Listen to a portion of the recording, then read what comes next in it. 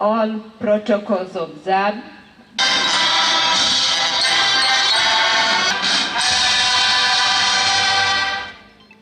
Arrived. May I invite all of them now to come, at least to introduce. This is the highly attended career fair in the whole country. Located at Gesonzo, on my way to Migori, I think. Women rep, teachers, my colleagues, and all the guests. Good From an organization known as Honest.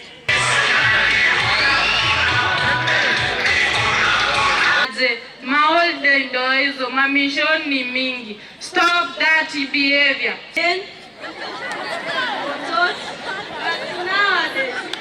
A song, a stanza, and a chorus, courtesy of Mama.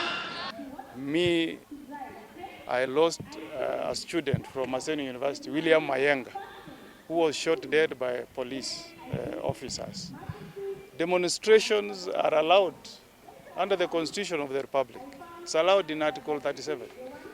The same way it's allowed by Article 17 of the Constitution of South Africa, or Section 1.1 of the Preamble of the Constitution of France. In Israel, it's not even in the Constitution. But people come out and demonstrate. Even you journalists, we condemn in the strongest terms possible the attacks we are seeing from the police against the journalists. We cannot nurture democracy by doing those kind of uncouth acts. Those acts should not happen in a country where there is democracy. You have a right as media to pass over information to the public. So we want to remind the head of the police, the Inspector General, it is primitive to start this script where you want to attack journalists, to discourage them from passing information to Kenyans. The Constitution is very clear that Kenyans have a right to receive information, and the media must be protected and it must remain free and independent.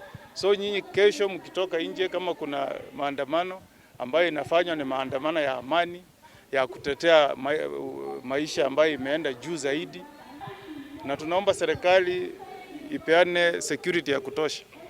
The countries are mentioned in Israel, France, South Africa. People have demonstrated, but we don't see the kind of killings that we are seeing in this country. And we want to remind the IG that accountability will stop at his doorstep.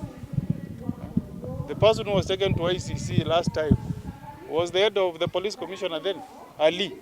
So he also needs to be careful to know that there is not only local laws, but we also have international community that is watching. And to President William Ruto, he is the leader who needs to step down. And I want to agree with other leaders who have spoken. Steve Mogaka, let him call out his deputy president, Rigathi Gachagua. We don't like that bravado. When you are a leader, you have to be more responsible than what we are seeing from our deputy president. Because you are making the temperatures to be heightened. You are increasing the tension instead of reducing the tension. So let him call to order our deputy president, Rigathi Gachagua. This idea of calling people, you have no shareholders, others have shareholders, we don't like that.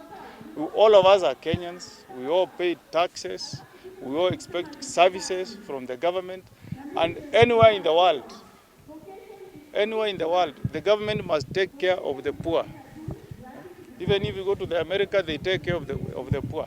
So if the leader of opposition, my party leader Raila ODINGA, is asking the government to address the high cost of living, he has a right to do so. I want to plead with every elected leader. The first responsibility of any leader is to listen. If we get to a situation where we are not listening to each other, then we are courting trouble, we are courting death, and I want to plead that negotiation between leaders is not a choice. It is a requirement because our country is bigger than anybody and we have been elected to lead because we are capable of providing solutions. And solutions can only be obtained through engagement, through negotiation. I, Stephen Mogaka, MP for West Mogrango, have led by example by engaging and including those who did not vote me in as part of my government in the constituency. We do not want to have a country where anybody is victimized because of their exercise of their freedom of choice. We may not like the elected leaders, but they are the elected leaders.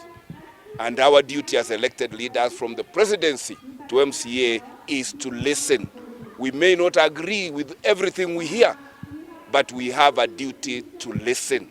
And I want to urge the government and the government zealots to tone down the thumb chesting that there is nothing to discuss about. There are very many things in this country to discuss about. And I want to implore the president of the day, that we do not want him to be coerced to concede anything. But as a nation, we expect of him to listen.